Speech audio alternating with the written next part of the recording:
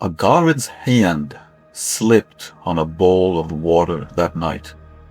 He didn't have the strength left to lift it again.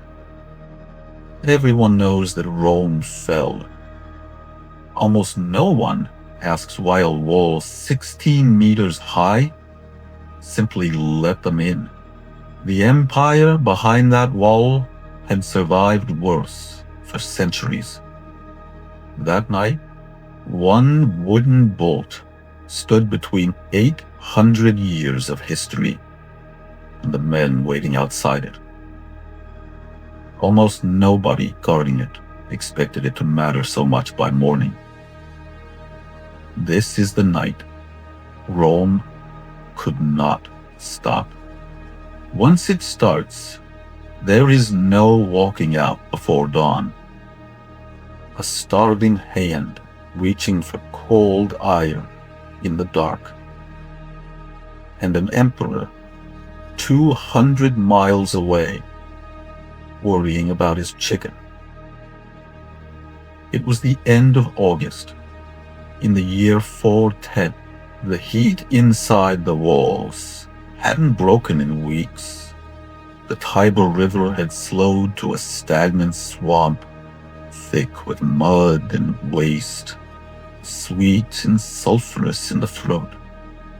Mosquitoes bred in it by the thousands, carrying a fever the Romans simply called Roman fever. Bodies no one could bury anymore added their own smell to the rivers. The air itself felt like punishment. The narrow streets behind the gate were packed with crumbling wooden apartment blocks. People too weak to climb the stairs anymore simply stayed on the ground floor. Felix kept watch at the Salarian Gate, in a guardhouse built over an old Roman tomb. A boy poet named Quintus Sulpicius Maximus was buried somewhere under that tower's foundation. He had died before he turned 12, once famous for a poem he wrote at school.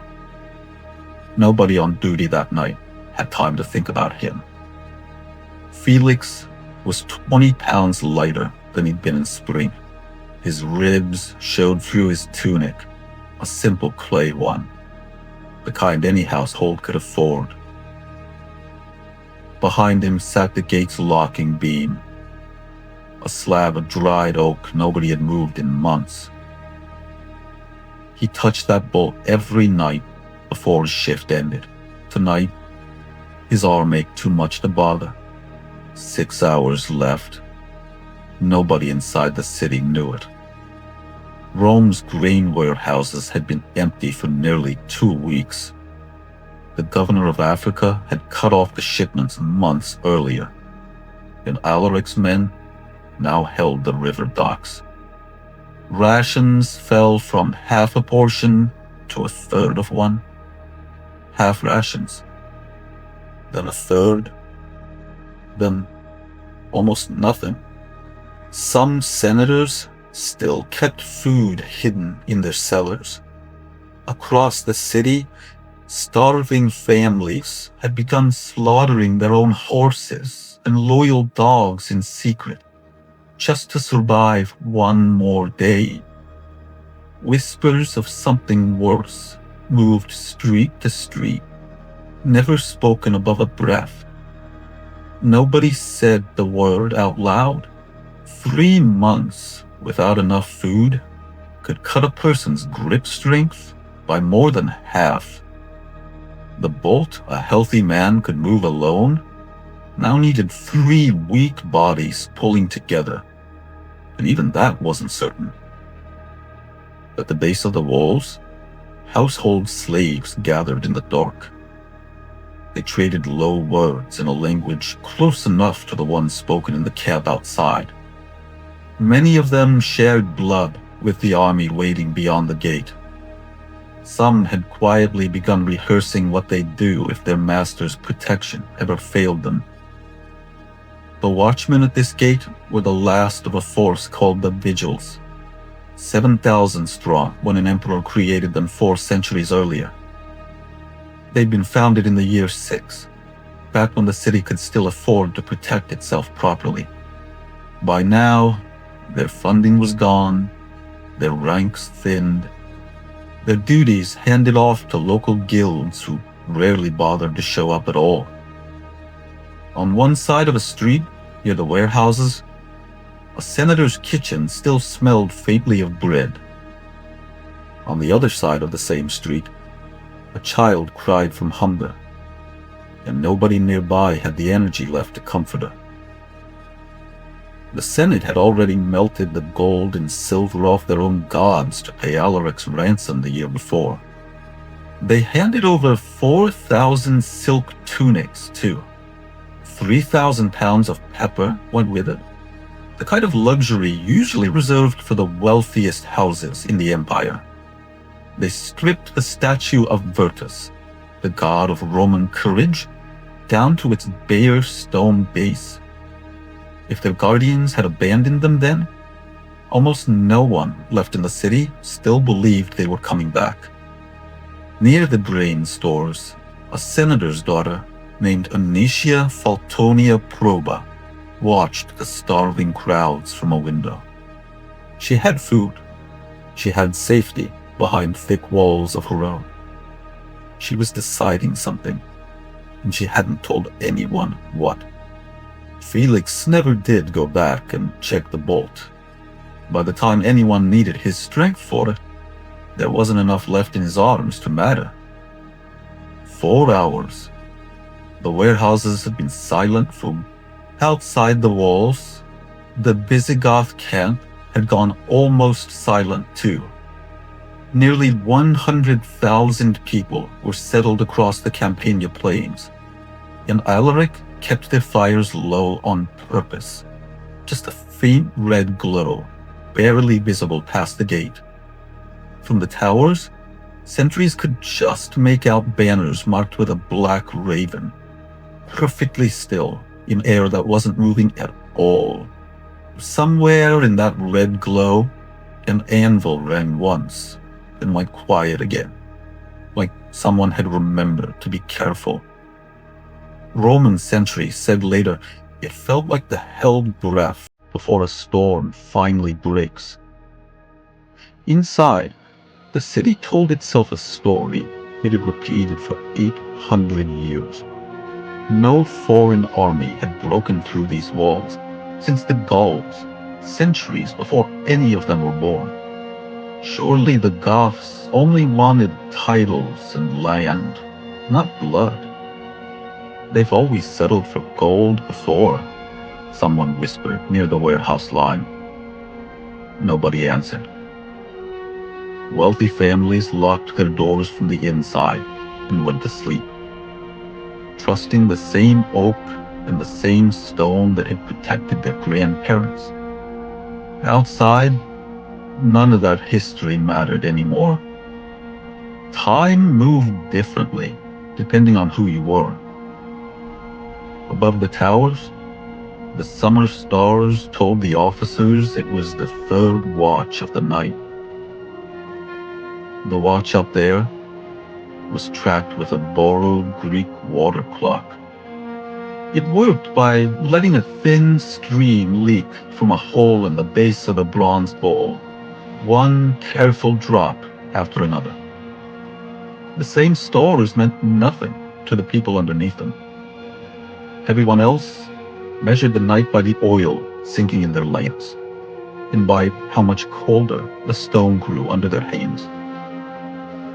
Mosquitoes hummed low over the stagnant river the whole night, a sound nobody could escape, no matter which side of the wall they were. The smell from the river drifted up over the walls, sulfur and rot together.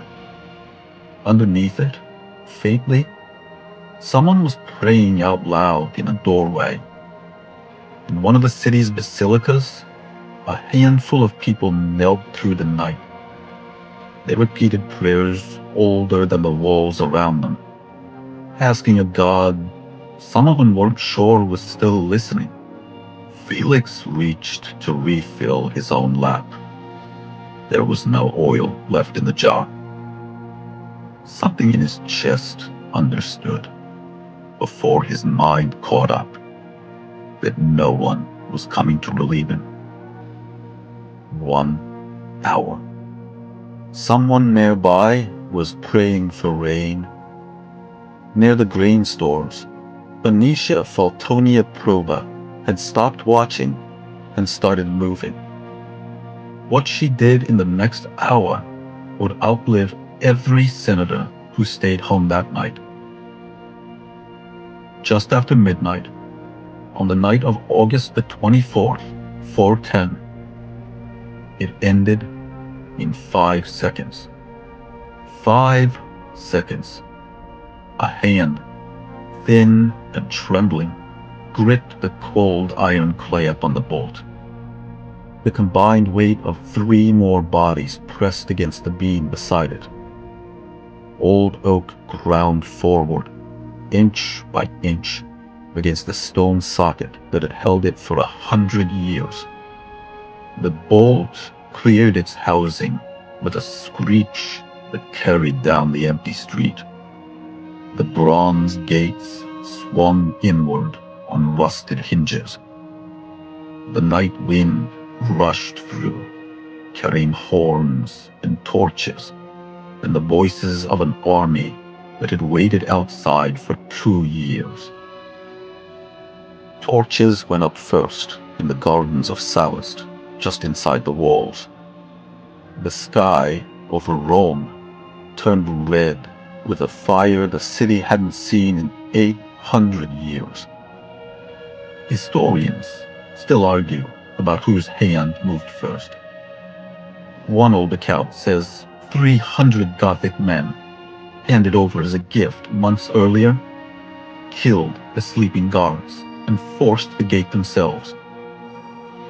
Another says it was Proba, opening it to her own household slaves. She could not bear one more night of listening to her city starve. We don't know which story is true. Maybe it never mattered whose hand moved. The door opened, either way. 200 miles north, in Ravenna, the news reached Emperor Honorius the next morning. He didn't ask about the city. He asked about his chicken. He had named it Rome. Rome didn't fall because the Goths were unstoppable. It fell because the people meant to guard it had been quietly defunded for 100 years. The walls themselves stayed tall enough to fool everyone standing on top of them. That same pattern still plays out today. Institutions keep polishing their reputation, while the people actually holding the door stop being paid enough to care. A brand can look untouched for years after the budget behind it has already been hollowed out. The walls are rarely the problem. It's always what's missing behind them.